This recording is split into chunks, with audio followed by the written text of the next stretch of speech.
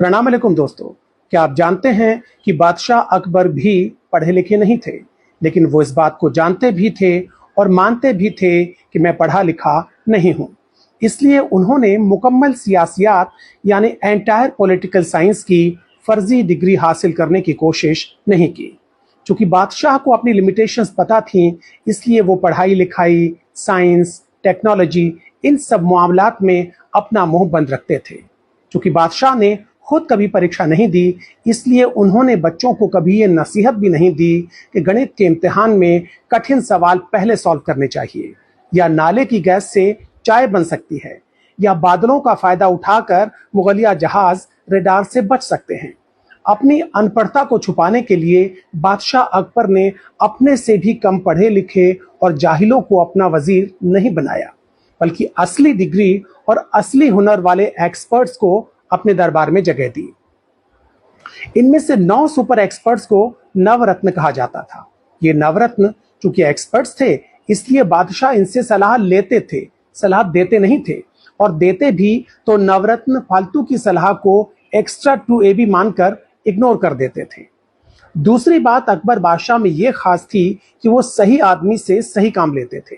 मसलन राजा टोडरमल एडमिनिस्ट्रेशन और रेवेन्यू के एक्सपर्ट थे और तानसेन संगीत के।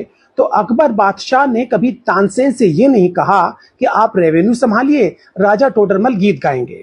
कहने का मतलब ये कि बादशाह अकबर ने हिस्ट्री में एमए करने वाले को रिजर्व बैंक का गवर्नर नहीं बनाया। दूसरी बात, बादशाह अकबर की कैबिनेट में सभी की जिम्मेदारियां तय थीं और जवाबदेही भी। ये नहीं कि रेल का मामला हो तो खेल मंत्री जवाब दें, खेल के मामले में तेल मंत्री बोलें, तेल के मामले में जेल मंत्री बयान दें। बादशाह अकबर के मंत्री अपना अपना काम किया करते थे, खो खो का खेल नहीं खेलते थे। बहरहाल बादशाह अकबर ने सड़कें बनवाई, शानदार इमारतें बनवाई, सराय बनवाई, बहुत कुछ बनवाया, लेकिन जीते जी अपने नाम से जलालुद्दीन मोहम्मद अकबर स्टेडियम नहीं बनवाया। उन्होंने कभी अपनी नाकामी का ठीकरा अपने बाप हुमायूं के सर पे नहीं फोड़ा। अच्छा, अकबर के दरबार में हमारे एक पूर्वज व्यंग्यकार यानी सैटारिस्ट भी थे, आप जानते हैं, उनका नाम था बीरबल। मजे की बात यह कि बीरबल के ज्यादातर व्यंग्य और कटाक्ष बादशाह अकबर की कमियों और गलतियों पर होते थे, लेकिन इसके बावजूद बादशाह ने न तो उन्हें सोशल मीडिया पर ट्रोल करवाया और न ही उनके खिलाफ एफआईआर दाखिल करवाई, बल्कि उन्हें अपना नवरत्न बनाया। बादशाह अकबर भी दिखने में अच्छे नहीं थे, लेकिन उन्होंने न तो प्लास्टिक सर्जरी करवाई और न ही रोज 2 घंटे मेकअप के लिए दिया करते थे। हिंदुस्तान का शहंशाह होने के बावजूद बादशाह अकबर दिन में 5 बार कपड़े नहीं बदलते थे।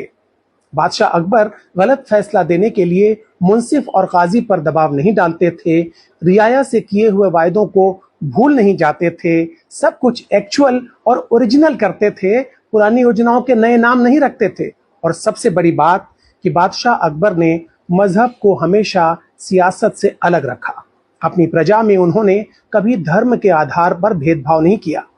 उनके 9 में से 4 रत्न बीरबल, मानसिंह, टोडरमल और तानसेन हिंदू थे, और बाकी सब भी हिंदू मुसलमान करने वाले लोग नहीं थे, बल्कि फैजी ने महाभारत और गीता का फारसी में अनुवाद किया।